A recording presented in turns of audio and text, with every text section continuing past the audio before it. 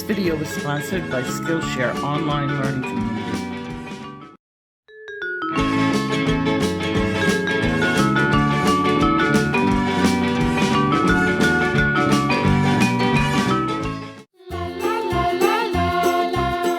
Before we start today's lesson, I wanted to talk for a minute about today's sponsor, and that is Skillshare. And you guys know that I've done sponsored videos for them in the past, and it's because I really love their community. You can choose from over 15,000 classes, anything from visual arts to social media business.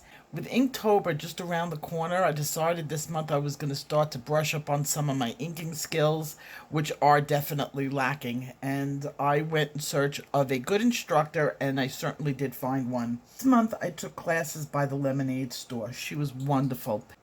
She does hand lettering, which is exactly what I have been wanting to learn for the longest time. Now, I've done a little bit of hand lettering in the past, nothing great. I really wanted to up my skills.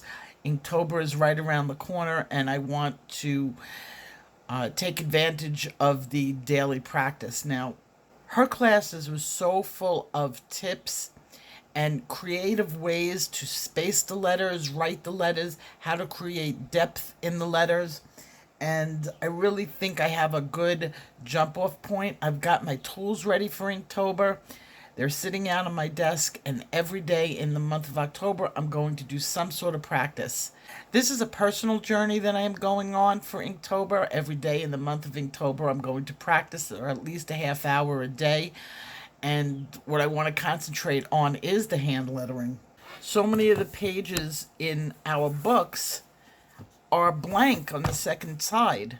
What a perfect place to put hand lettering. Now, my great idea is someday I'm going to leave a legacy book to my children, and I want to be able to put letters to them and sayings and advice in a book and do my artwork. I think that's going to be the perfect gift for my children. And Skillshare was the best place that I found to really give me what I needed. Now, if you want to take her class, it's called the Lemonade Store. If you push the link in my description, you could take her class too for free. You get 2 months for free, and if you decide to stay with Skillshare, which I did, it's less than $10 a month. It's time to clean her cage. You could see she's shedding really bad, and she's like a little lunatic. If I put my hand near the cage, she thinks I'm going to feed her.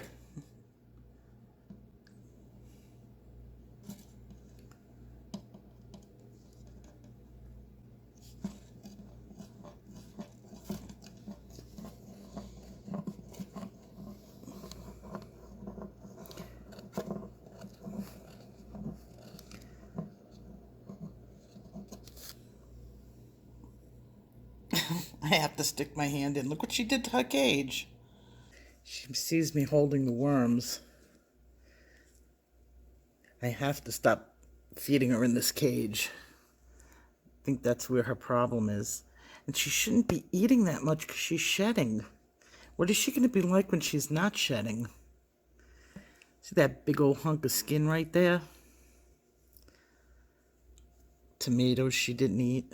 Nody. Kelly Esterling writes, "Good morning, Professor. Greetings from the Deep South. Attached is a photo of the beginning of a coloring page from Dia Langhand's Coloring Dream. I know this sounds nuts, but is my style too painterly? I am a trained artist with a minor degree in fine art, and I really enjoy the adult colorist style that is prevalent in the community, but I can't seem to get that look. Any advice, or is this a good thing? Thanks for all you do. Sincerely, Kelly Esterling." Now, before I reveal her picture, there are a lot of things about it that I need to point out. First of all, she didn't need to tell me that she has some sort of professional training. It was completely obvious when you see her picture. She's really good. Now, I could have given her a quick answer in email, but I asked her if I could do this in a video because there's things about this that I want to point out because it's been things that I've been talking about but haven't had the exact picture to use as an example.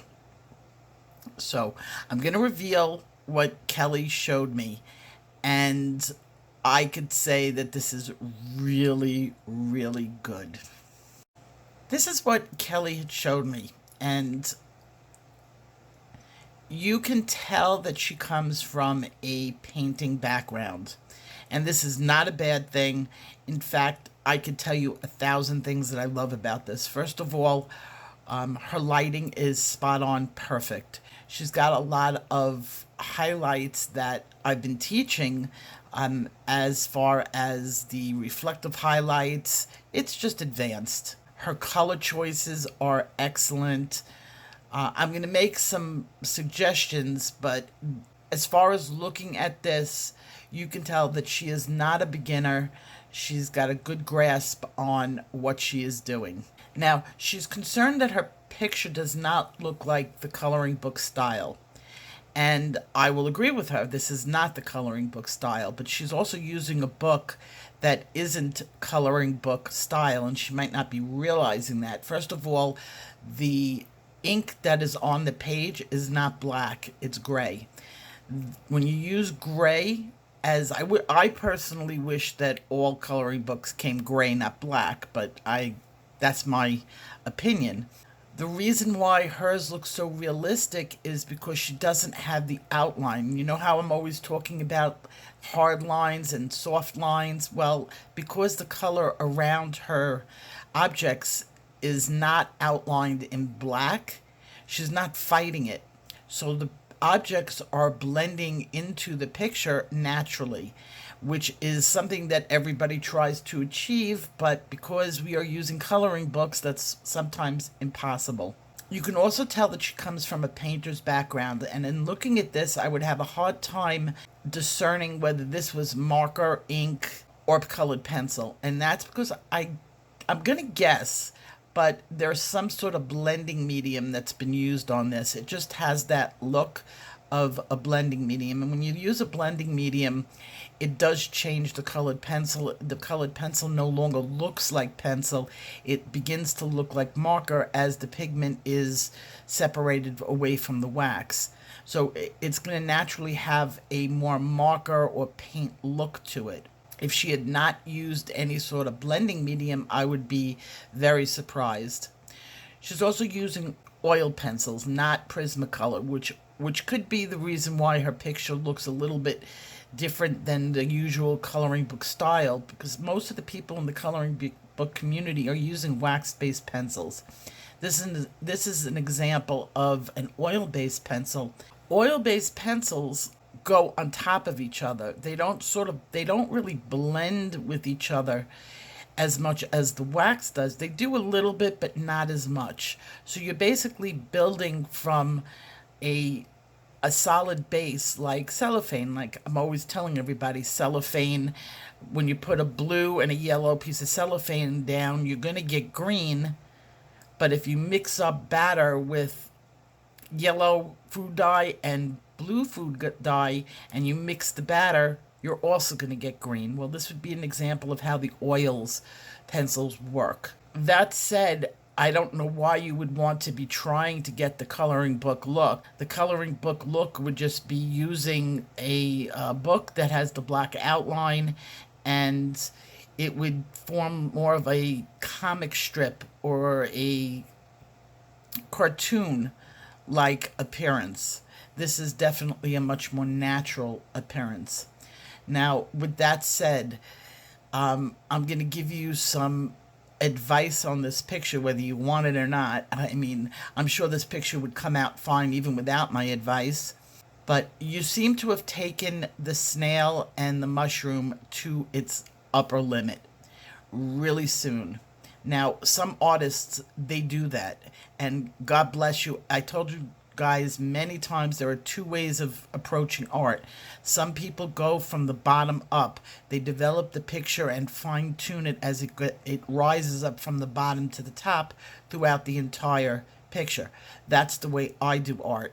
I have a lot of problems developing one area fully, like this is developed, and then moving on to another smaller area. I can never sweep across a picture without having my brain shatter. Some people are more organized. Some people are more organized, and they see things that you finish one area and move on to the next and to the next and to the next. It's actually the way your brain is hardwired, which way you're more comfortable with, neither one of them being wrong. So with that said, I want to just point some things out so that when you go further with this, you don't run into any problems. Now, you probably won't because you're an experienced artist. And a lot of people that are experienced artists know how to go dark really quickly because they already know what areas that are going to be dark. You're actually seeing the picture done in your mind before you actually put the pencil on the paper.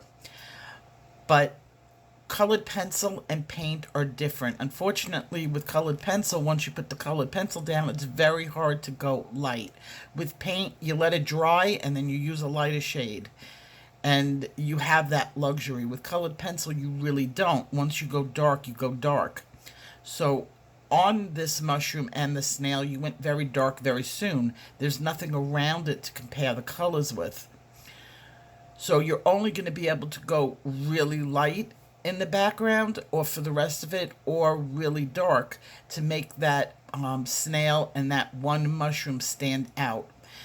Unfortunately, what might happen with this picture being that there's a lot of mushrooms, if you go with the same shades that you did, that snail is going to melt into the background and it's not going to stand out as a focal point.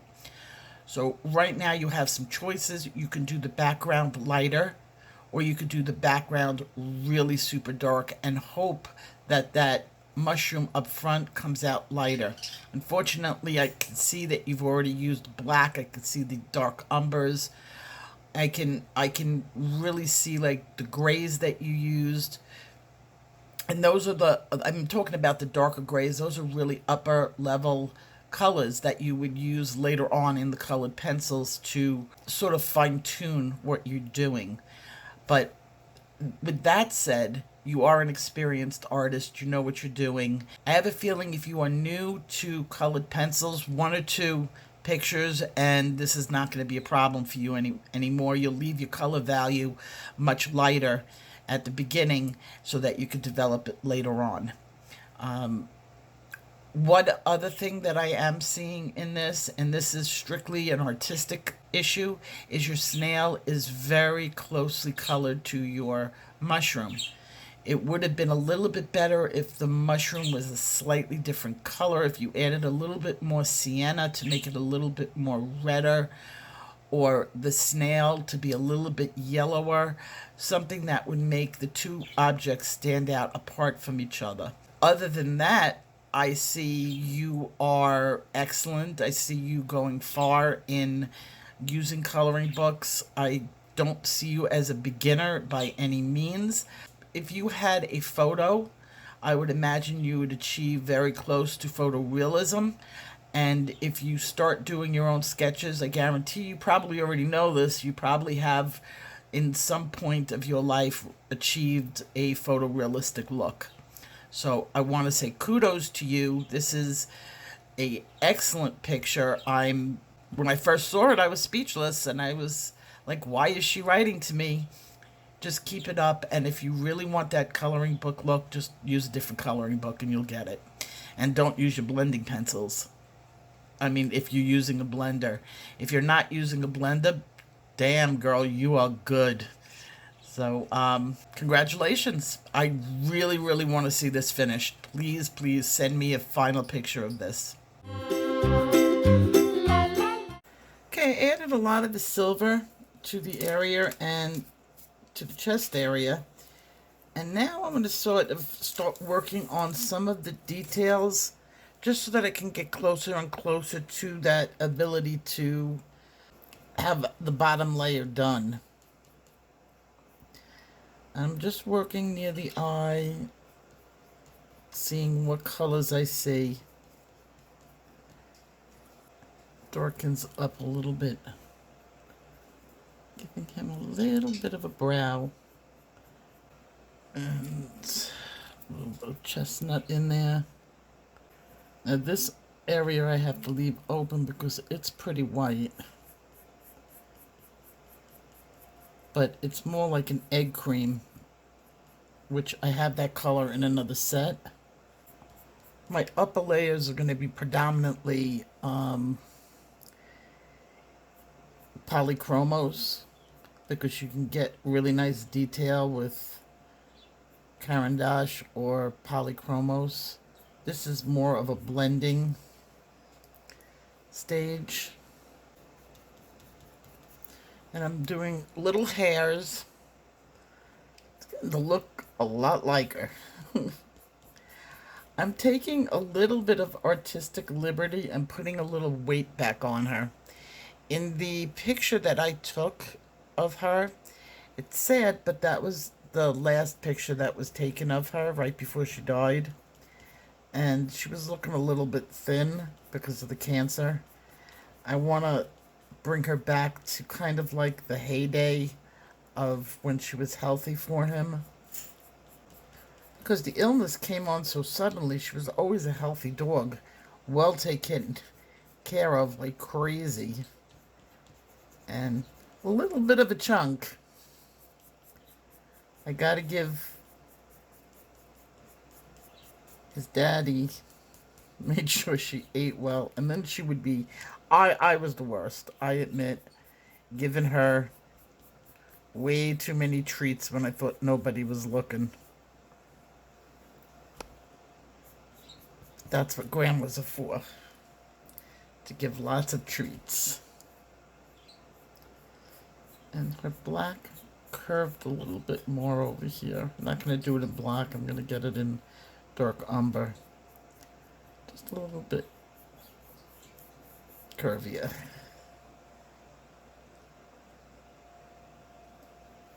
And then continue to get...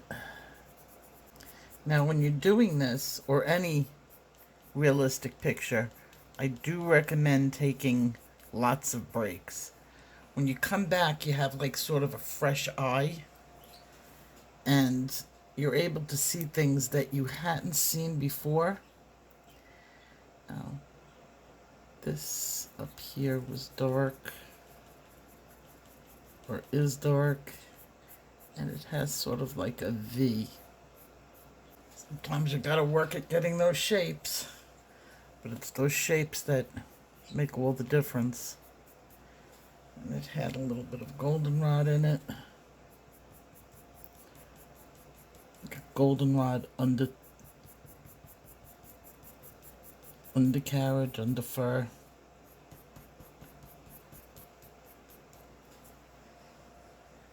I've got this whole area to do. Doesn't look anything like her over there. I need to find my black because it did get very dark, and I don't want to fight it with other colors, because then I could destroy my tooth unnecessarily. I know it's around here somewhere.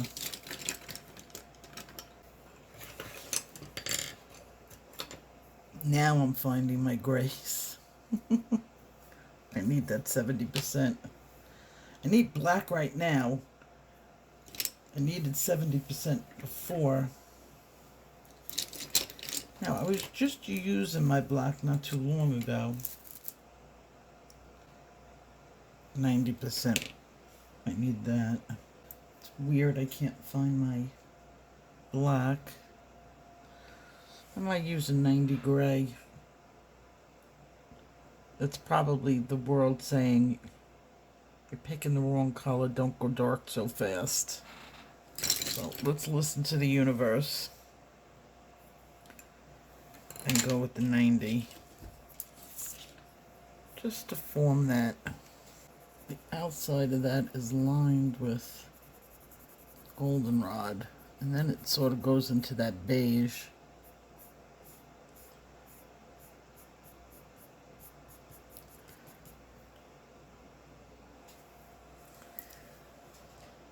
And here it has striations of chestnut and a little bit that needs to be a little lighter right in here is a little richer, and then I need that egg cream. I do talk to myself whether the camera is on or not. I find talking myself through this really helps.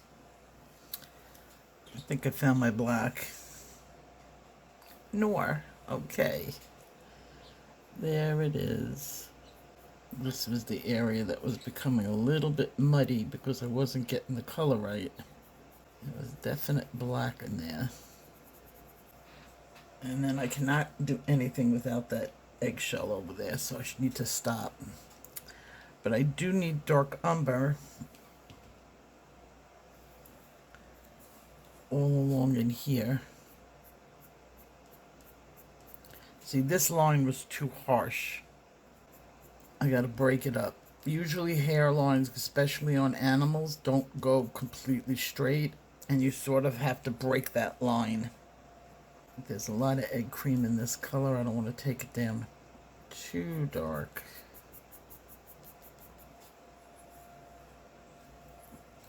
But that's too rounded. This is more the shape. And then this, sort of like a squarish. And that needs to be darker. That is not that color. That's where I'm going off. It's darker.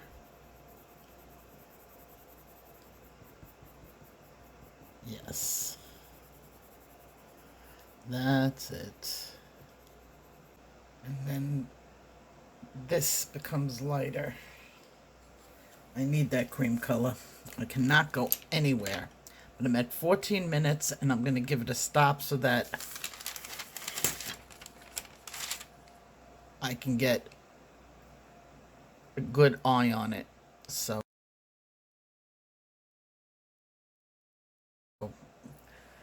it's getting there, guys. It's getting there. She's coming out good. If you like what you saw and you want to see more, hit that like and subscribe. Don't forget to ring that bell for all notifications. For another video just like this one, I recommend this. And I'll see you in my next video. Take care. Keep on coloring.